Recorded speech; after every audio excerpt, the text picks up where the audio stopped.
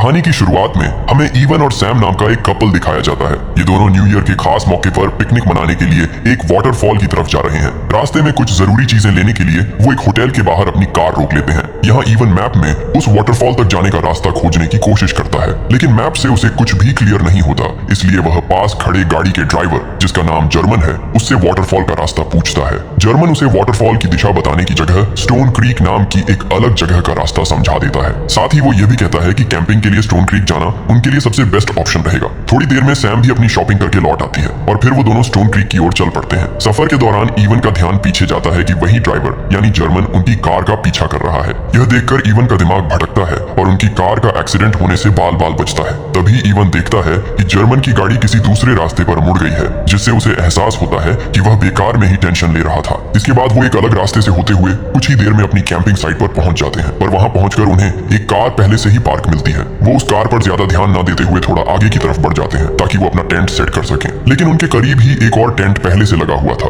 इसे देखकर वो सोचते हैं कि शायद कोई और ग्रुप भी यहाँ कैंपिंग करने आया है, जो अभी कहीं आसपास घूमने गया होगा। ये सोचकर वो भी अपना टेंट वहां लगा लेते हैं। फिर ईवन रात को आग जलाने के लिए लकड़ी इकट्ठा करने यहाँ से थोड़ा दूर जाता है, जहाँ उसे एक बच्चे की टोपी मिलती है। लेकिन उसे लग रहा था कि शायद किसी बच्चे ने फेंक दी होगी, तो वह इग्नोर कर देता है और वापस कैंप में आ जाता है। फिर शाम होते ही वह आग जलाते हैं और एक दूसरे से बातें करने लगते हैं। वहीं दूसरी ओर न्यू ईयर पार्टी करने के लिए जर्मन और उसका भाई चुक एक बार में जाकर ड्रिंक करते हुए दो लड़कियों के साथ साथ बातें कर रहे होते हैं। और उसी दौरान चुक फोन से दोनों लड़कियों की फोटो लेता है, लेकिन उसकी यह हरकत देखकर जर्मन उसे वॉशरूम ले जाता है और वहां चुक से वह फोन लेकर तोड़ देता है और उस पर गुस्सा करते हुए कहता है कि अगली बार ऐसा मत करना, तुम्हारी इन्हीं हरकतों की वजह से मैं पिछली बार बहुत सालों तक जेल में रहा। ये कहकर जर्मन वहां से चला जाता है। अब असल में ये फोन किसका था, ये हमें कहानी में आगे पता चलेगा। अब जैसे ही काउंटडाउन करके न्यू ईयर शुरू होता है, तब ईवन और सैम न्यू ईयर सेलिब्रेट करते हैं। अगली सुबह ईवन के जागने से पहले सैम उठ जाती है और उस दूसरे टेंट को चेक करने जाती है, क्योंकि अभी तक उन्हें वहां कोई भी दिखाई नहीं दिया था।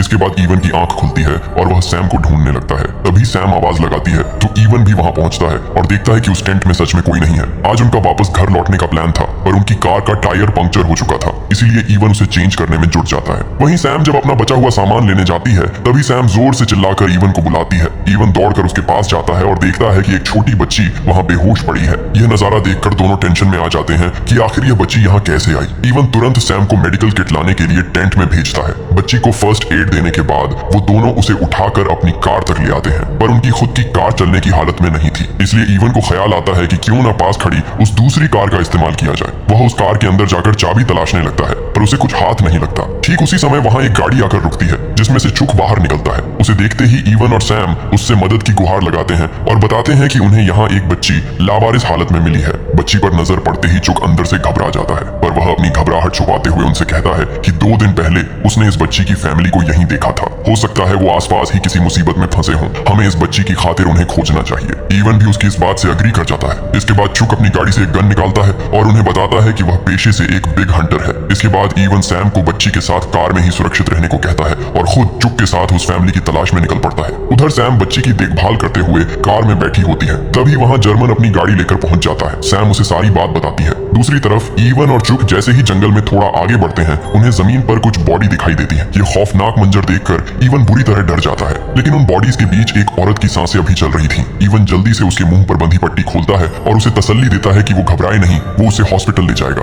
पर ठीक उसी पल चुक अपनी गन से उस जिंदा औरत को खत्म कर देता है। गन चलने की यह जोरदार आवाज सैम और जर्मन तक भी पहुंच जाती है। आवाज सुनते ही जर्मन अपनी गाड़ी से गन निकालने दौड़ता है। यह देखकर सैम समझ जाती है कि कुछ गड़बड़ है और वह झट से कार के अंदर जाकर दरवाजे लॉक कर लेती है। जर्मन पास आकर पूरी ताकत से कार का विंडो तोड़ डालता है, पर सैम भी अपनी जान बचाने के लिए एक चाकू से उसके हाथ पर वार कर देती है और बच्ची को सीने से लगाकर जंगल की ओर भाग खड़ी होती है। जर्मन अपने डॉग को सैम के पीछे छोड़ देता है और खुद भी उसका पीछा करने के लिए दौड़ पड़ता है। उधर जंगल में ईवन शॉक में था कि आखिर चुक ने उस औरत की जान क्यों ली। तभी चुक एक शैतानी मुस्कान के साथ बताता है कि इन सब लोगों का खून उसने और उसके भाई ने ही किया है और अब मरने का नंबर तुम्हारा है। अब चुक ऐसी डरावनी बातें क्यों कर रहा है और इन दोनों भाइयों ने उस परिवार को क्यों मारा, इसे समझने के लिए हमें स्टोरी में ठीक 2 दिन पहले के सीन में ले जाया जाता है। 2 दिन पहले एक खुशहाल फैमिली न्यू ईयर मनाने के लिए इसी जगह कैंपिंग करने आती है। इसमें हस्बैंड का नाम रॉबिन और वाइफ का नाम मेरी है। उनके 2 बच्चे भी साथ हैं, बड़ी बेटी एमा और छोटी ऑनली। ये ऑनली वही बच्ची थी जो सैम को मिली थी। ये परिवार यहाँ आकर बेहद खुश था और सब साथ मिलकर क्वालिटी टाइम बिता रहे थे। रॉबिन बड़े प्यार से सबके लिए खाना बनाने लगता है, क्योंकि कुकिंग करना उसे काफी पसंद है। रात के वक्त खाना खत्म करके सभी बॉनफायर के इर्द गिर्द बैठकर गपशप करते हैं। इस तरह हंसी खुशी के पल बिताने के बाद सब लोग अपने अपने बिस्तर पर सोने चले जाते हैं। अगली सुबह रॉबिन और मेरी अपनी छोटी बेटी ऑली के साथ पास की पहाड़ियों पर ट्रैकिंग का प्लान बनाते हैं। वो एमा को भी साथ चलने को कहते हैं, पर एमा का मन नहीं था, इसलिए उनके जाने से पहले एमा अपने कैमरे से उनकी एक प्यारी सी फोटो खींचती है और फिर वो तीनों वहां से निकल जाते हैं। उनके जाने के बाद एमा वहां बिल्कुल अकेली थी और आराम से अपने फोन में फोटोज चेक कर रही थी। तभी उसे झाड़ियों के पीछे से कुछ खटपट की आवाज आती है। वो डर के मारे तुरंत अपनी कार के अंदर जाकर बैठ जाती है और बैठे बैठे ही उसे नींद आ जाती है। थोड़ी ही देर बाद वहां एक गाड़ी पहुंचती है जिसमें से दो लोग बाहर आते हैं। ये दोनों कोई और नहीं बल्कि चुक और जर्मन ही होते हैं। उनकी गाड़ी में एक पिंजरे के अंदर उनका खूंखार डॉग भी बंद था। गाड़ी से उतरकर वो सीधे उस कार के पास जाते हैं जहां एमा सो रही थी। वो दोनों एमा को बहुत गंदी नीयत से घूरने लगते हैं। जर्मन अपने भाई से कहता है कि चलो इसे यहाँ से उठा लेते हैं, ऐसा बढ़िया मौका हमें फिर नहीं मिलेगा। चुक उसे टोकते हुए कहता है कि तुम्हारी इन्हीं हरकतों की वजह से पिछली बार तुम्हें जेल की हवा खानी पड़ी थी। लेकिन जर्मन उसकी बात को काटते हुए कहता है कि जो भी होगा हम बाद में देख लेंगे, पर आज यह मौका हाथ से नहीं जाना चाहिए। इसके बाद जर्मन यह कंफर्म करने के लिए टेंट की तरफ जाता है कि एमा के साथ कोई और भी है या वो एकदम अकेली है। इसी बीच एमा की नींद खुल जाती है और शीशे के बाहर एक अनजान चेहरे को देखकर वह बुरी तरह सहम जाती है। चूक एमा को तुरंत कार से बाहर आने का हुक्म देता है, पर एमा उसके गंदे इरादे भांप लेती है और बाहर आने से साफ इनकार करते हुए उन्हें वहां से चले जाने को कहती है। लेकिन चुक तो पहले ही अपना मन बना चुका था, इसलिए वह एमा पर बाहर निकलने का दबाव डालता है। खौफ के मारे एमा कार का हॉर्न जोर जोर से बजाने लगती है। हॉर्न की आवाज सुनते ही जर्मन को समझ आ जाता है कि लड़की उठ चुकी है और मदद मांग रही है। वह तुरंत अपनी गाड़ी से गन निकालता है और एमा पर तान कर उसे डराते हुए बाहर निकलने को मजबूर करता है। दूर जंगल में एमा के माता पिता भी यह आवाज सुन लेते हैं। उन्हें आभास हो जाता है कि एमा पक्का किसी मुश्किल में है। रॉबिन बिना कोई देरी किए एमा की तरफ भाग पड़ता है। इधर एमा गन के डर से कांपते हुए कार से बाहर आ जाती है। ठीक उसी वक्त रॉबिन भी अपनी बेटी की जान बचाने वहां पहुंच जाता है, पर इससे पहले कि वह कुछ कर पाए जर्मन पीछे से वार करके रॉबिन को बेहोश कर देता है। उधर मेरी अपनी छोटी बच्ची ऑली को टेंट में एक सुरक्षित कोने में छुपा देती है और फिर एमा को बचाने के लिए सीधे आकर चुक पर हमला कर देती है। इसी हाथापाई का फायदा उठाकर एमा भागने की कोशिश करती है, पर जर्मन उसे धमकी देता है कि अगर उसने एक कदम भी आगे बढ़ाया तो वह उसके माता पिता को गोली मार देगा। यह धमकी सुनकर एमा के कदम वहीं रुक जाते हैं। फिर ये दोनों दरिंदे उन तीनों के हाथ पैर और मुंह कसकर बांध देते हैं। वो उन्हें घसीटते हुए जंगल की गहराइयों में ले जाते हैं और वहां पेड़ों से बांधकर उनके साथ बुरा बर्ताव करते हैं। कुछ देर बाद चुक एमा का फोन हाथ में लेकर उसे चेक करने लगता है और ये वही फोन था जिससे चुक न्यू ईयर वाली रात बार में लड़कियों की फोटो खींच रहा था। एमा की गैलरी में चुक को एक ऐसी फोटो मिलती है जिसमें इस परिवार के साथ एक छोटी बच्ची भी नजर आ रही थी। वह तुरंत जर्मन को वह फोटो दिखाता है। जर्मन मेरी के पास जाकर सख्ती से पूछता है कि यह दूसरी लड़की कहाँ छुपी है, पर मेरी अपना मुंह नहीं खोलती और उसे कुछ भी बताने से मना कर देती है। इसके बाद दोनों भाई एक बहुत ही खौफनाक खेल शुरू करते हैं। वो रॉबिन के सिर पर एक बियर की केन टिका देते हैं और अपना निशाना लगाने का खेल खेलने लगते हैं। रॉबिन डर से इतना कांप रहा था कि वो केन उसके सिर से फिसल कर गिर जाती है। जर्मन दोबारा जाकर उस केन को सेट करता है, पर कंपन की वजह से केन फिर गिर पड़ती है। इस बात पर चुक इतना झल्ला जाता है कि वह सीधा रॉबिन को खत्म कर देता है। अपने पति की ऐसी मौत देखकर मेरी फूट फूट कर रोने लगती है। वो उसे भी मार मार कर बेहोश कर देते हैं। फिर मेरी के सिर पर भी वही केन रखी जाती है और इस बार जर्मन निशाना साधता है। जब उसके दो निशाने चूक जाते हैं तो वह गुस्से में मेरी को भी खत्म कर देता है। बगल में ही एमा बेहोश पड़ी थी तो जर्मन बिना किसी रहम के उसे भी शूट कर देता है। इन तीनों को बेदर्दी से खत्म करने के बाद वो ऑनली को ढूंढने के लिए टेंट की तरफ लौटते हैं, पर ऑनली वहां नहीं थी क्योंकि वह डर के मारे रोते रोते जंगल में कहीं दूर निकल गई थी।